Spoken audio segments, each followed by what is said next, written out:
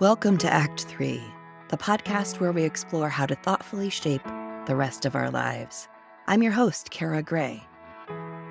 This podcast is sponsored by Good Morning Freedom, my retirement coaching service where I help executives and professionals plan their Act 3. For more information, stay tuned until the end. Today, I welcome David Campbell to the podcast. David is an American technology executive, corporate board member, and founder of All Hands and Hearts, a nonprofit natural disaster response and rebuild organization. In 1997, while president of BBN Technologies of Cambridge, Massachusetts, he was appointed by then-President Bill Clinton to the Advisory Committee to the President's Commission on Critical Infrastructure Protection. Campbell has also served as a member of the boards of directors of public companies, Tektronix, M&T Bank, MRO Software, and Gibraltar Industries.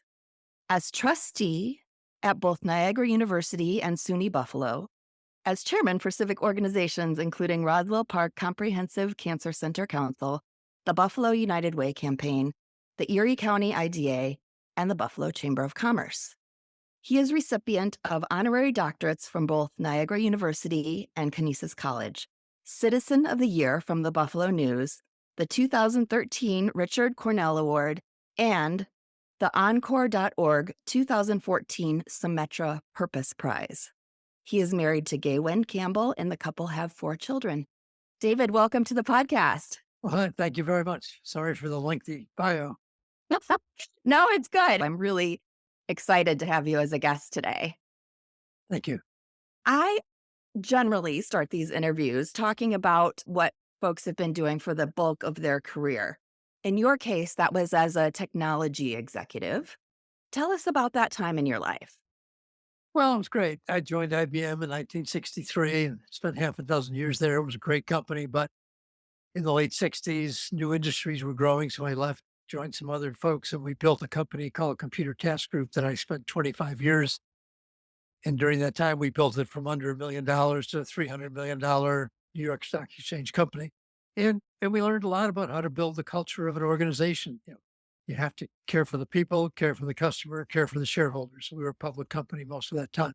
So I learned a lot there. That was great. I went to BBN to be president of BBN Technologies, a very innovative company. DARPA funded it to create the ARPANET in 1970. So there was a lot of internet expertise there. So those things were really great fun for me. Those are really the main building blocks of that tech career. Yeah, for sure. Then you moved on to being involved on several boards of directors. I was always on boards. I mean, I was from Buffalo, New York, so it was a challenge, 1 million person population metropolitan area. But in the 60s, 70s, 80s, it was a challenge. So being on board of companies there was an important part of being a good citizen. And honestly, taking on those nonprofit roles was part of being a good citizen. Buffalo's had a tremendous development in the last 25 years. So it's really on a good path right now.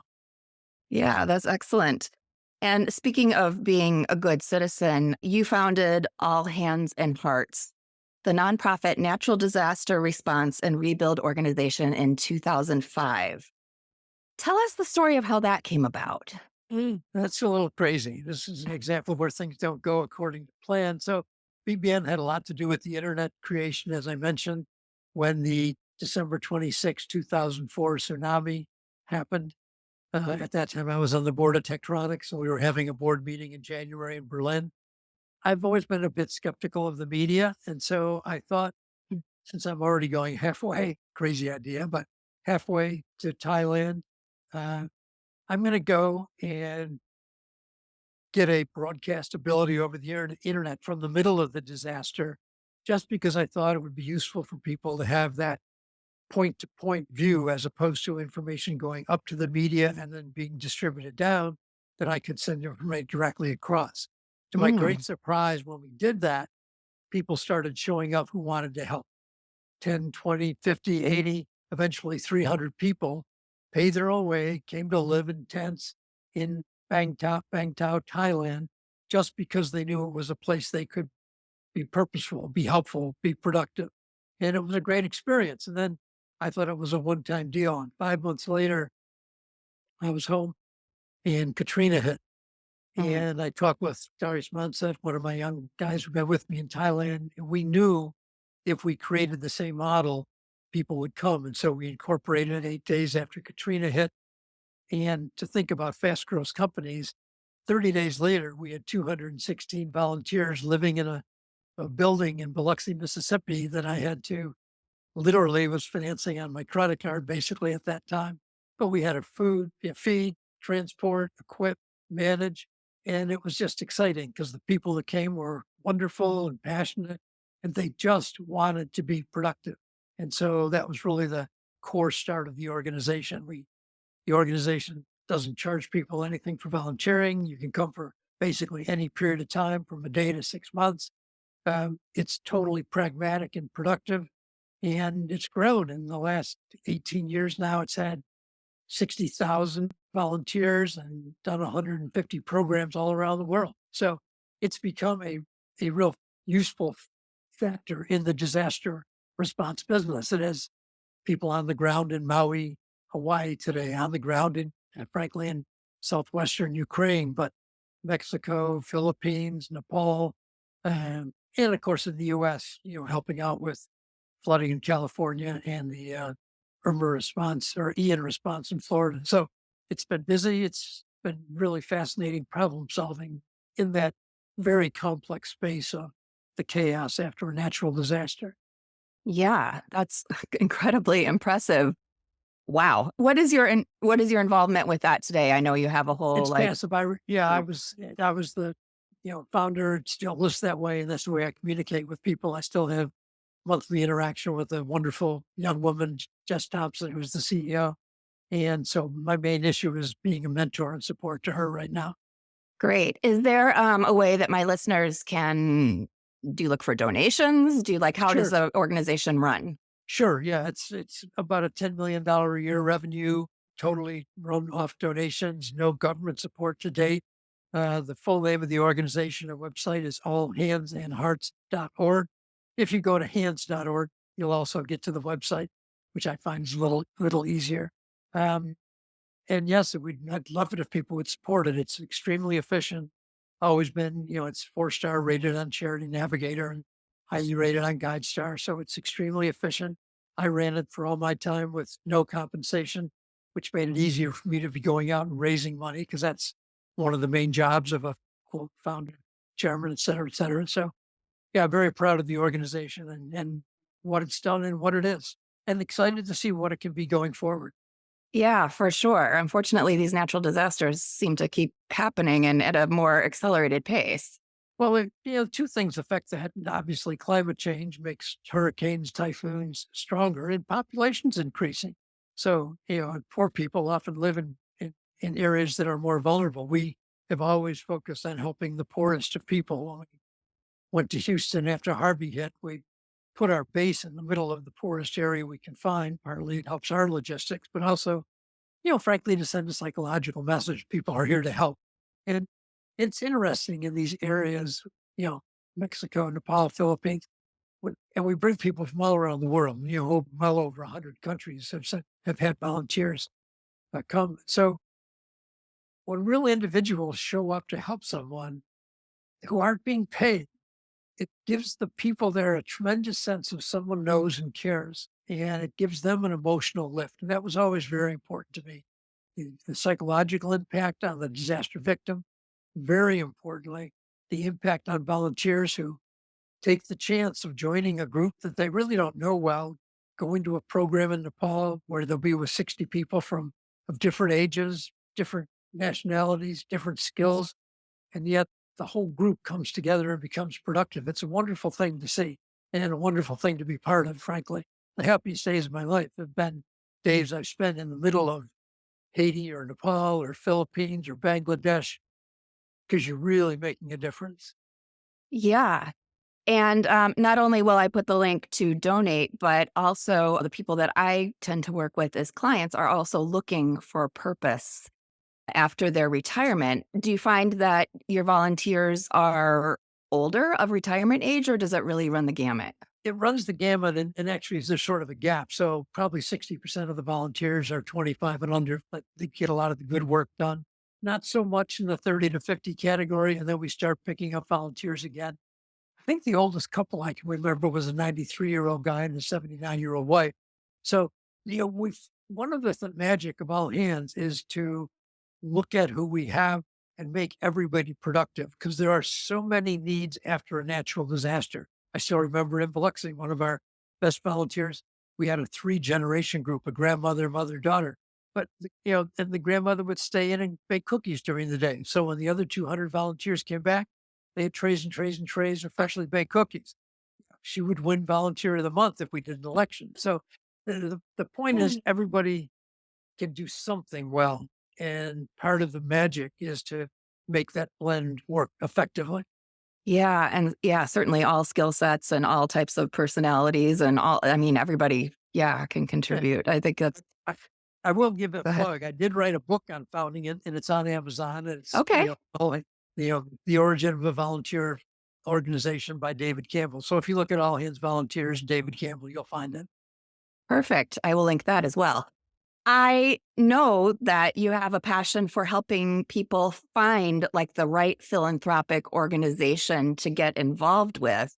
And so I also, as we were chatting last week, I know that you have a process even to help people. So tell us about that matrix. I think that's going to be an incredibly useful thing to think about for my listeners.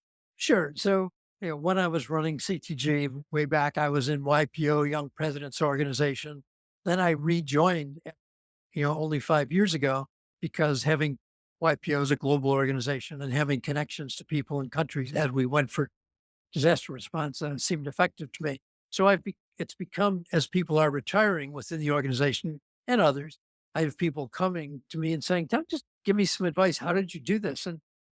And you're right. Over time, I evolved to help that conversation flow a matrix, which is pretty simple. Across the top is local, national, global. And then down the side is, for me anyway, is first is poverty, second is education, third is health, fourth is culture. And you can sort of throw in another. And the point of it is that those 12 boxes, that 4x3, is, well, are you more interested in, local education or global health? Are you more interested in poverty in the US or poverty in, Africa?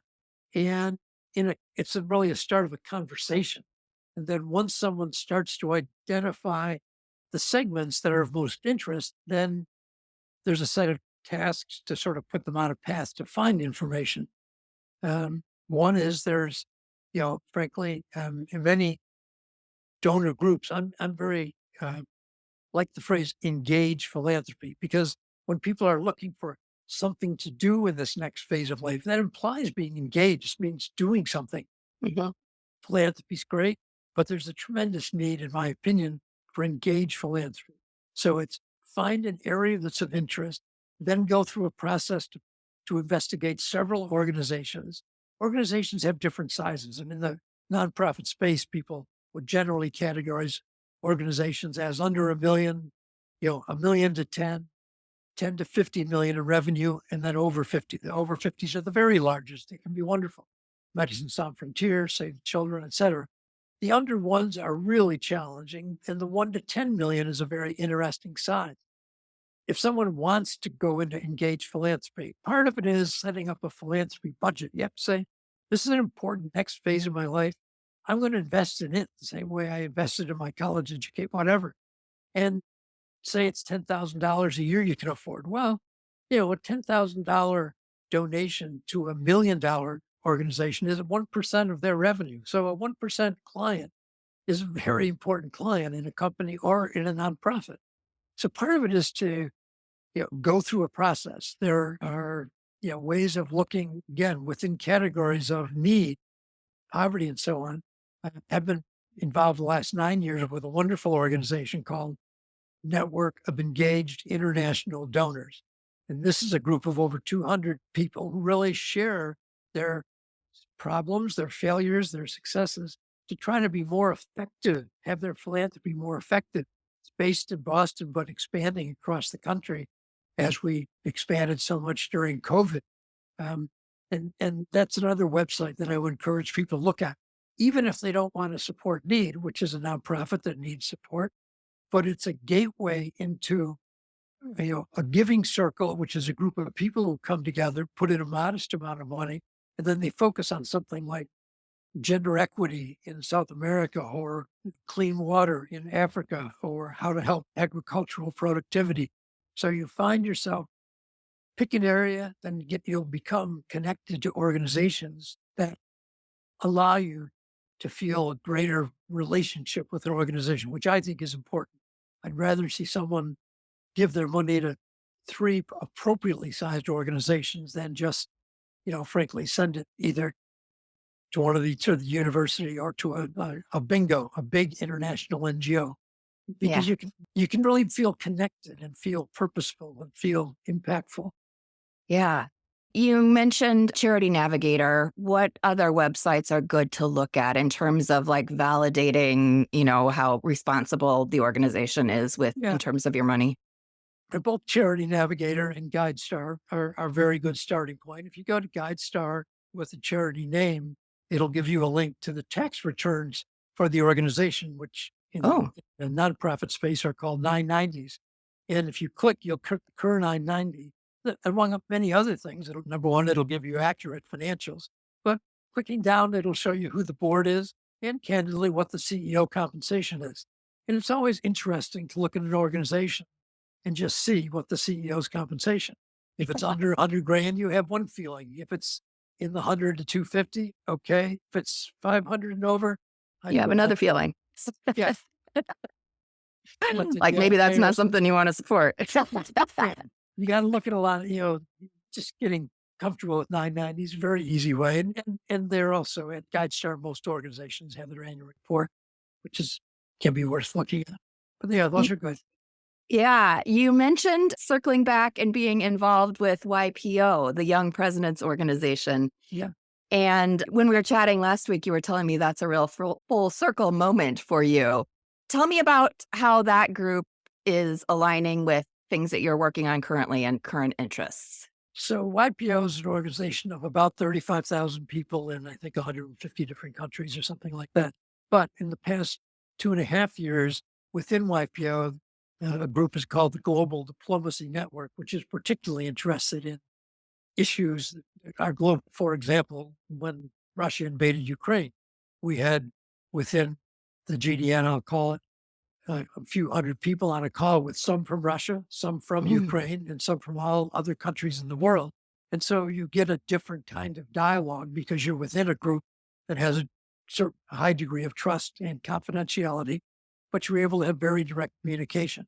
Obviously, with events as dramatic as Gaza, as awful as Ukraine, as to me still unsettling as Haiti, there's lots of value in having people who are oftentimes on the ground or have a very direct information and interest.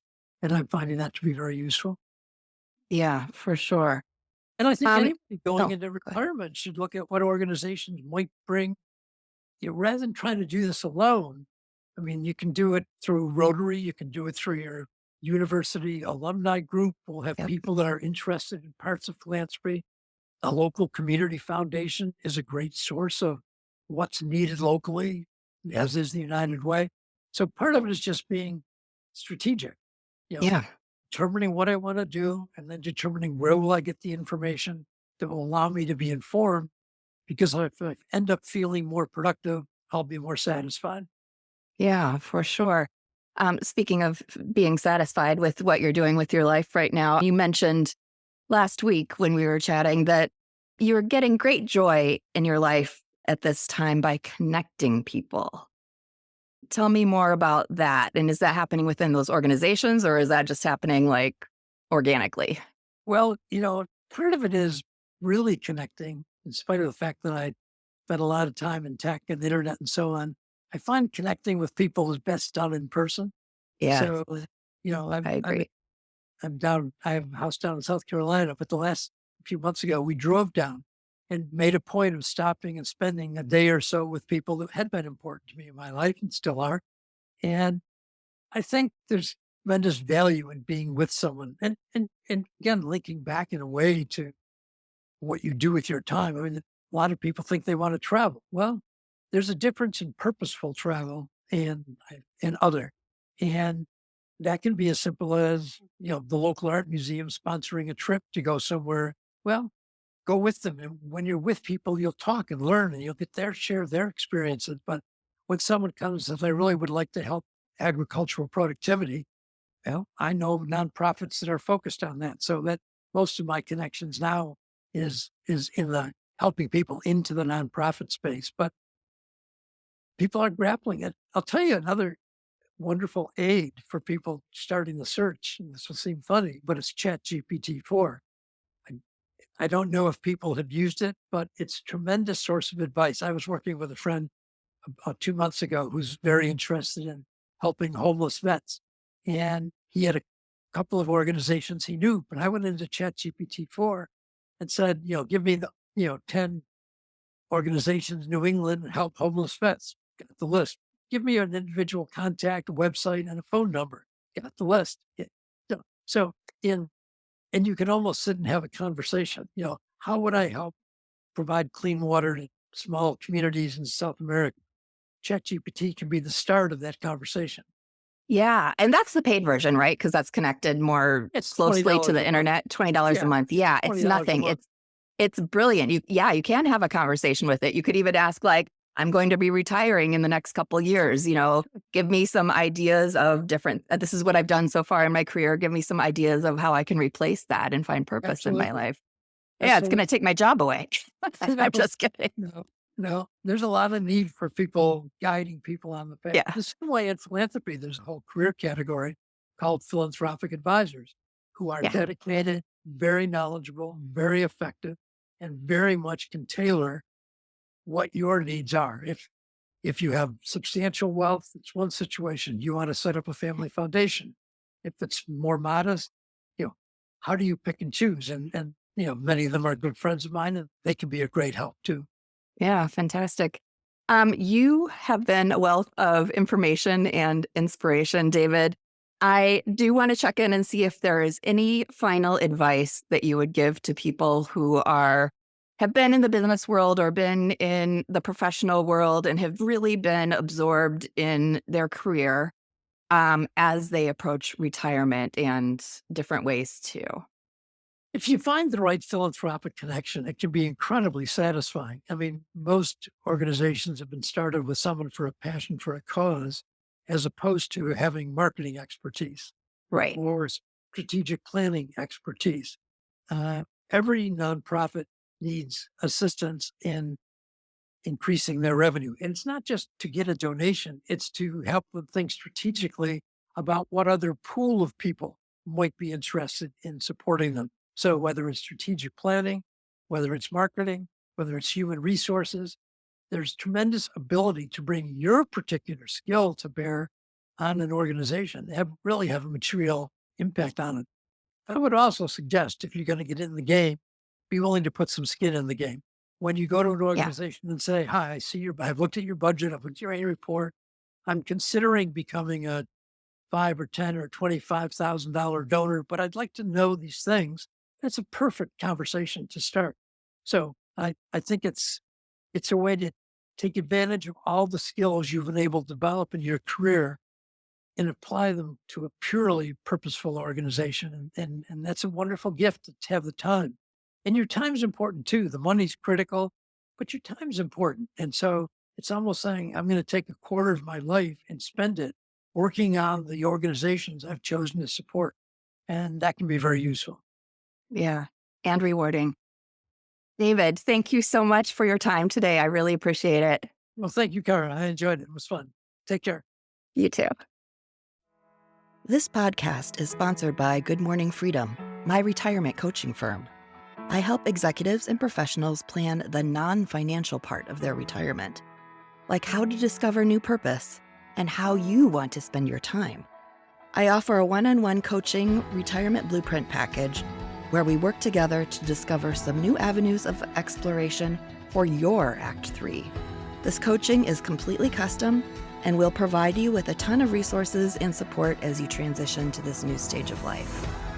For all the details, please go to goodmorningfreedom.com/services.